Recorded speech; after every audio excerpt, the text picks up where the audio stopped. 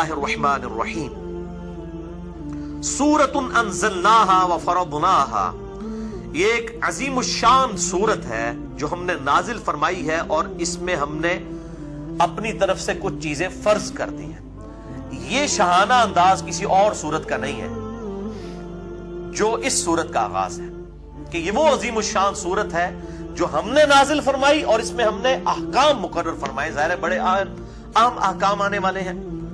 وَأَنزَلْنَا فِيهَا آيَاتٍ بَيِّنَاتٍ، اور اس میں ہم نے نازل فرمائی ہیں اللہ تعالیٰ کی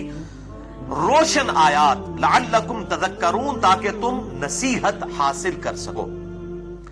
الزانیۃ والزانی، زنا کرنے والی بدکار عورت اور زنا کرنے والا مرد، فجلدوا کل واحد منہما مئۃ جلدہ، ان دونوں میں سے ہر ایک کو 100 کوڑے لگائے جائیں گے، یعنی 100 کوڑے مرد کو اور 100 ہی عورت کو۔ اور اس میں امپلائڈ ہے کہ وہ اگر شادی شدہ نہ ہو، اس میں میں ڈیٹیل سے گفتگو انشاءاللہ کروں گا۔ وَلَا تَأْخُذْكُمْ بِهِمَا رَأْفَةٌ فِي دِينِ اللَّهِ، اور دیکھنا اللہ تعالیٰ کی طرف سے یہ سزا اسٹیبلش کرتے ہوئے، یہ حدود جاری کرتے ہوئے تمہارے دل میں کسی کے لیے نرمی نہ آ جائے، جو صحیح بخاری اور صحیح مسلم کی متفق علیہ حدیث ہے اور مشکات میں بھی موجود ہے، حدود میں جو نرمی کرنے والے معاملات ہیں اس چیپٹر کے اندر، کہ آپ صلی اللہ علیہ وسلم کے پاس ایک فاطمہ نامی عورت، اس کی چوری کا مقدمہ پیش کیا گیا اور اس کے لیے سفارش کی گئی اسامہ ابن زید کے ذریعے سے۔ تو آپ صلی اللہ علیہ وسلم سخت جلال میں آئے، آپ صلی اللہ علیہ وسلم کے لیے اسپیشل ممبر رکھا گیا، آپ نے اصحاب کو خطبہ دیا علیہم رضوان، اور کہا تم سے اگلے لوگ اسی لیے ہلاک ہو گئے کہ ان کے اشرافیہ کے لیے اور قوانین ہوتے تھے اور غریب لوگوں کے لیے اور، اللہ کی قسم اگر میری بیٹی فاطمہ بھی چوری کر دیتی تو میں اس کے بھی ہاتھ کٹوا دیتا۔ تو آپ صلی اللہ علیہ وسلم نے، اور پھر آپ صلی اللہ علیہ وسلم نے اس میں صحابہ کرام کو ڈانٹا کہ تم اللہ کے حدود کے معاملے میں مجھ سے نرمی کا مطالبہ کرتے ہو۔ تو آپ صلی اللہ علیہ وسلم رحمت للعالمین تھے، کوئی شک نہیں ہے، لیکن جہاں اللہ کی حدود آتی تھی وہاں پھر رام والا معاملہ نہیں ہوگا، بلکہ پھر اللہ تعالیٰ کی جو حدود ہیں ان کو اسٹیبلش کرنا ہوگا، ان کو جاری کرنا ہوگا۔ تو یہ دو الگ چیزیں، ان کو بات کو سمجھیں۔ تو یہاں قرآن حکیم میں ہے کہ ذرا تمہارے دل میں نرمی نہ آئے، ذرا رحم نہ آئے اس معاملے میں اللہ کے دین کی سزا کو اسٹیبلش کرتے ہوئے۔ ان کنتم تؤمنون باللہ، اگر تم واقعی اللہ پر ایمان رکھتے ہو، والیوم الآخر، اور آخرت پر تمہیں ڈر ہے کہ اللہ کے حضور پیش ہوگے، تو تم یہ حرکت نہیں کرو گے کہ تمہارے دل میں نرمی آ جائے۔ وَلْيَشْهَدْ، اور اس سزا کے اوپر، یعنی یہ جو سزا دی جا رہی ہو، 100 کوڑے لگائے جا رہے ہوں، اس پر گواہی دیں، عذابہما، اس سزا کے اوپر، طائفۃ من المؤمنین، اہل ایمان کا ایک گروہ اس پر گواہ بھی ہو، یعنی پبلکلی یہ گناہ کی سزا اسٹیبلش کی جائے، تاکہ سزا ایک کو ہو یا 2 کو، اور ڈیٹرنس اور دہشت بن جائے باقی پورے معاشرے کے لیے۔ یہ آج دہشت جو ہے وہ قائم کی جائے تو آپ دیکھیں کس طریقے سے زنا ختم ہوتا ہے۔ دنیا میں سب سے کم زنا 2 ملکوں میں ہوتا ہے، نمبر 1 سعودیہ، نمبر 2 ایران، کیونکہ وہاں پر اسلامی سزائیں نافذ ہیں، اور سب سے زیادہ زنا امریکہ کے اندر ہوتا ہے۔ تو ویسے لوگ کہتے ہیں بڑی سخت سزا ہے، حالانکہ انہی سے پوچھیں کہ اگر آپ کسی گورے سے پوچھ لیں جو یہ کہتا ہے سزا سخت ہے، اس کو کوئی سزا کو تو چھوڑو، بتاؤ اگر تمہاری بچی کے ساتھ کوئی یہ کرے، وہ کہے گا میں گولی مار دیں گا انہوں، تمہاری ماں کے ساتھ کرے، وہ کہے گا میں گلا کاٹ دوں اس کا۔ تو جب اسلام نے جب سزا رکھی ہے تو اس کو کہتے ہیں ظالمانہ سزا ہے، اور یہ بھی اس میں آگے چل کے آئے گا، یہ اس طرح سزا اسٹیبلش نہیں ہوگی، بلکہ کم از کم 4 گواہ اس حوالے سے پیش بھی کرنے ہوں گے، پھر جا کے یہ سزا اسٹیبلش ہوگی۔ یہ اتنا آسان معاملہ نہیں ہے، اور ظاہر ہے یہ سزا بھی زنا بالجبر کے اوپر جو ہے وہ صرف اس کو ہی ہوگی جو یہ زیادتی کرے گا، جس کے ساتھ ہوئی اس کے پر سزا نہیں، اور اگر زنا بالرضا کریں گے پھر دونوں کے ساتھ یہ معاملہ ہوگا۔ پھر شادی شدہ ہوں گے تو سنسار کیے جائیں گے، اور غیر شادی شدہ ہوں گے تو ان کو 100 کوڑوں کی سزا دی جائے گی۔ اس میں میں ڈیٹیل سے گفتگو کرتا ہوں، پہلے ان آیات کو ہم کور کر لیتے ہیں۔ تو ڈیٹرنس کے لیے کہا گیا کہ پبلکلی اس گناہ کے اوپر لوگ اس کو ویٹ کریں گے، شہادت دیں گے،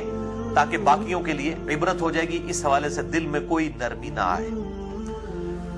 الزانی لا ينکح الا زانیہ، زانی کو نکاح نہیں کرنا چاہیے مگر صرف زانیہ کے ساتھ ہی۔ یہ بات محاورتاً کی جا رہی ہے کہ زانی تو ہے اس قابل ہے کہ اس کو کوئی زانیہ عورت ہی ملے، کسی شریف عورت کے قابل نہیں ہے وہ، او مشرکہ یا پھر مشرکہ عورت کے ساتھ۔ اب یہ عجیب بات ہے کہ دنیا میں جتنے بدکاری میں مبتلا لوگ ہیں، اگر آپ ان سے پوچھیں کہ آپ کی بیوی کیسے ہونی چاہیے تو وہ کہتے ہیں جی وہ نقاب کرے، اور اپنی حرکتیں ان کی آپ دیکھ لیں کس قسم کی ہوتی ہیں۔ تو اللہ تعالیٰ فرما رہا ہے کہ یہ جو اس طرح کے جو بدکار مرد ہیں نا، یہ تو قابل اس کے ہیں کہ ان کو بدکار عورتیں ہی ملیں، یہ انہی عورتوں کے قابل ہیں یا مشرکہ عورتوں کے۔ وَالزَّانِيَةُ لَا يَنْكِحُهَا إِلَّا زَانٍ، اور زانیہ نکاح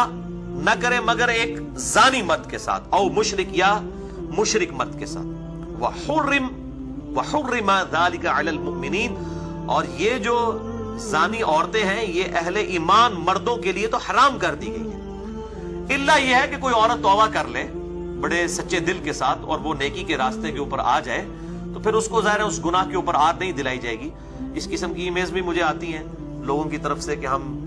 ایسی عورتیں جو اس قسم کے معاملات میں مبتلا ہیں اگر وہ سچے دل سے توبہ کر لیں تو ہم کیا ان کے ساتھ نکاح کر سکتے ہیں؟ تو بہت نیکی کا کام ہے، لیکن ان کو پھر اس ماحول سے دور رکھا جائے، کیونکہ ایسی عورتوں کو پھر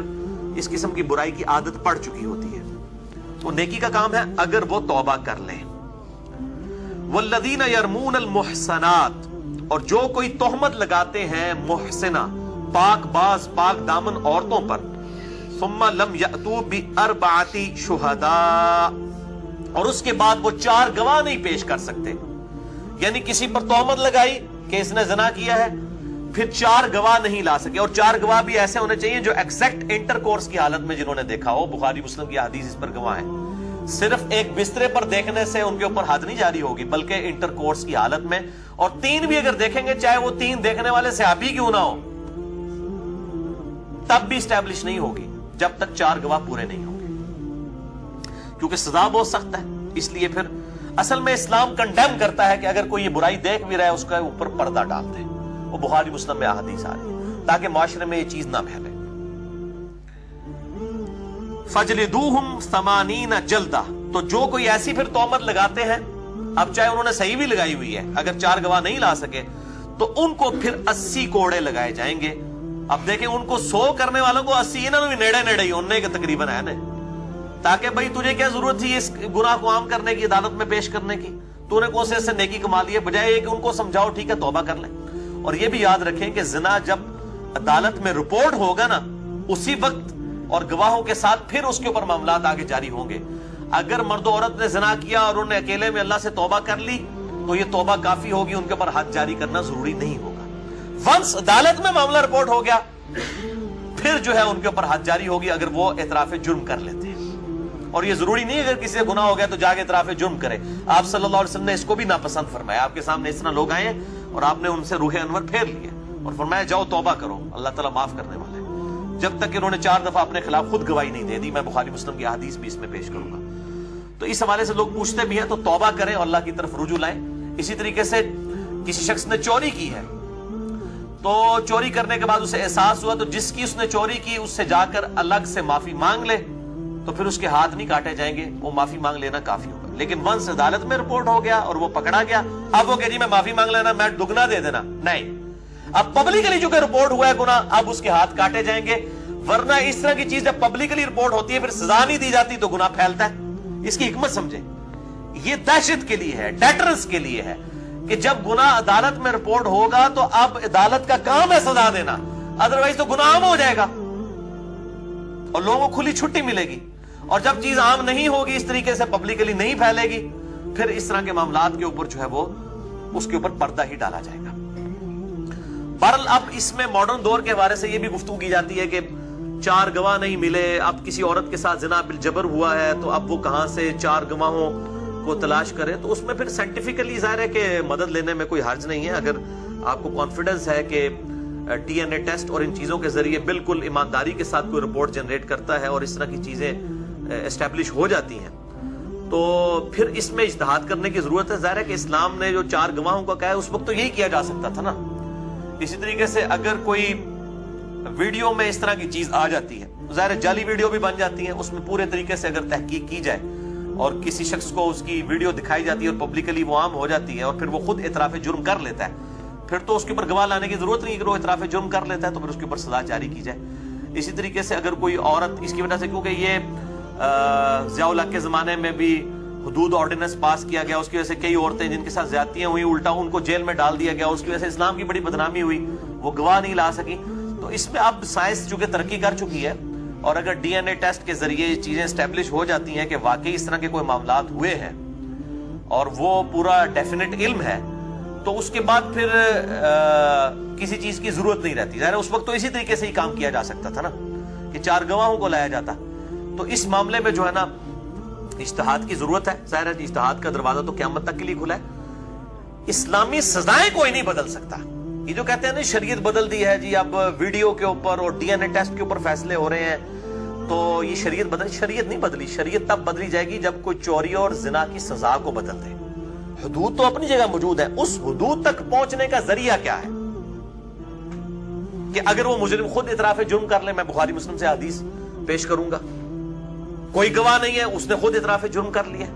ایک عورت ہے اس نے خود اعتراف جرم کر لیا, تو اب پیچھے کون سی گنجائش رہ جاتی ہے؟ اس طریقے سے اگر ویڈیو سامنے آ جاتی ہے یا کوئی ڈی این اے ٹیسٹ آ جاتا ہے اور اس کے ساتھ یہ اسٹیبلش ہو جاتی ہے چیز, تو اس کو ساری چیزیں بتائی جائے اور پبلکلی جب چیز آ جائے تو اس کو سزا ضرور دینی چاہیے. ورنہ اگر کسی کے ساتھ ایسا معاملہ ہو گیا ہے, اس کے اوپر پردہ رکھتا ہے تو ظاہر ہے وہ زیادہ بہتر ہے. اور اب تو میڈیا کا دور ہے, الٹا مصیبت ہی پڑ جاتی ہے, یعنی وہ اس طریقے سے پھر جو ہے بدنامی زیادہ ہو جاتی ہے. تو اسلام کی جو حکمت ہے کہ گناہ جو آئے اس طرح کا گناہ, تو اس کے اوپر پردہ ڈالنے میں ہی عافیت ہے, ادروائز جو ہے وہ معاملات بہت زیادہ بگڑ جائیں گے.